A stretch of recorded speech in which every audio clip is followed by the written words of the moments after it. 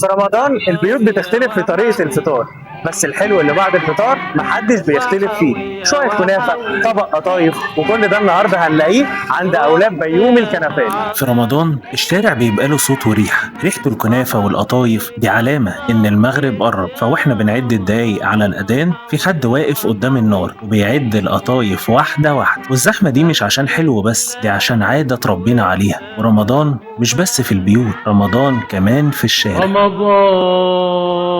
هتعرف بيك؟ محمد ناجي عيد احمد بيومي. انتوا بقى من أحفاد الحاج. احمد بيومي، انا الحفيد الجيل الخامس لاحمد بيومي. قول لي بقى بتقدموا إيه؟ بنقدم كنافه، قطايف، سمبوسه، جلاش، طارق، رقاق ناشف، ملفيه، ام علي، كل انواع الكيكات اللي موجوده. هي اسمها سمبوسة ولا سمبوسة؟ في ناس بتقول سمبوسه وفي ناس بتقول سمبوسه. وأنت شايف إيه؟ سمبوسه سمبوسة. بلدي كده، خليها سمبوسه كده. انتوا بقالكم قد إيه بقى فاتحين؟ انا كده بالظبط 150 سنه. 150 سنة 150 ما سنة. شاء الله. الله يخليك. ايه بقى قصة الكنافة والقطايف وازاي دخلت مصر؟ معاويه بن ابي سفيان، اول خليفه الدوله الامويه، كان عايز حاجه تشبع صيامه في نهار رمضان، فطلب من الطبيب بتاعه ان هو عايز حاجه تشبع صيامه. الطبيب اخترع له حاجه تسلي صيامه، عباره عن عجين دقيق وميه ولبن وسمنه عشان تسد جوعه، وفعلا عملها وشبعته وعجبته جدا. جدودي بقى سافروا جابوها ودخلوها مصر، وانا الجيل الخامس ليهم. عشان كده الكنافة والقطايف مرتبطين برمضان. بالظبط كده، عشان تسد جوعهم، تسد جوعهم في نهار رمضان. انت بقى بتحب الكنافة تاكلها ازاي؟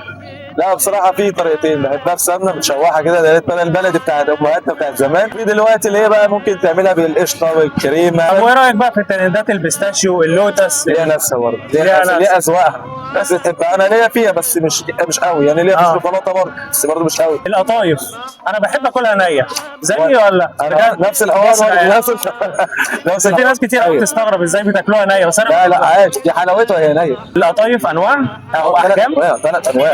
اول الكبيره دي اللي بتتحشي لحمه مفرومه، سجق، الكلام ده. الوسط ممكن مثلا تحشيها زبيب، مربى، مثلا سوداني، جوز هند، اي عارف انت كل انواع الحشو ممكن تحشيها. العصافيري دي يبقى ليها حاجه واحده، شويه قشطه او شويه شوكولاته بتاكلها كده حتى لو نايم. انتوا بقى شغالين يعني امتى في رمضان؟ 24 ساعه، المحل مفتوح ما شاء الله، يجي الزبون في اي وقت يلاقي طلبه موجود. يبقوا شغالين طول الشهر؟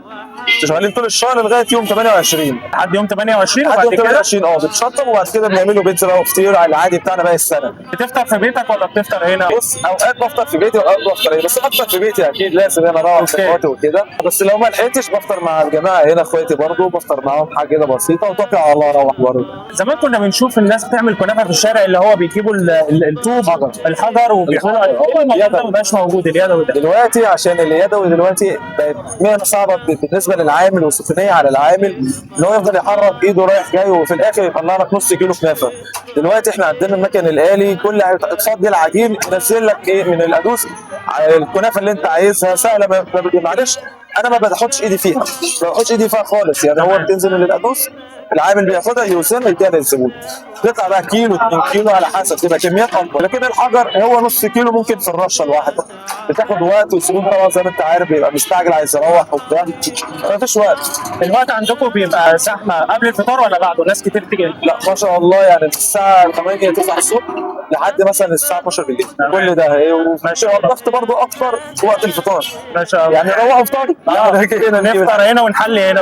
هنا وعايزين يعملوا حاجه حلوه بعد الفطار، عايزين ياكلوا حاجه حلوه بعد الفطار. انا اتشرفت بيك جدا يا استاذ محمد. وتحب تقول ايه بقى للناس في رمضان؟ كل سنه وانتم طيبين ورمضان كريم عليكم، وتنورونا ان شاء الله في ميدان الجيش وفي محل العريش تحت امركم، فاتحين 24 ساعه. كل سنه وانتم طيبين. واحلى كنافه وقطايف هتلاقوها هنا يا جماعه عند احمد يوم الكنافه، تنورونا في اي وقت. ريحه الكنافه والقطايف في رمضان مش ريحه اكل، دي ذكريات ولمه وفرحه لاجمل شهر في السنه. كل سنه وانتم طيبين ورمضان كريم عليكم يا رب.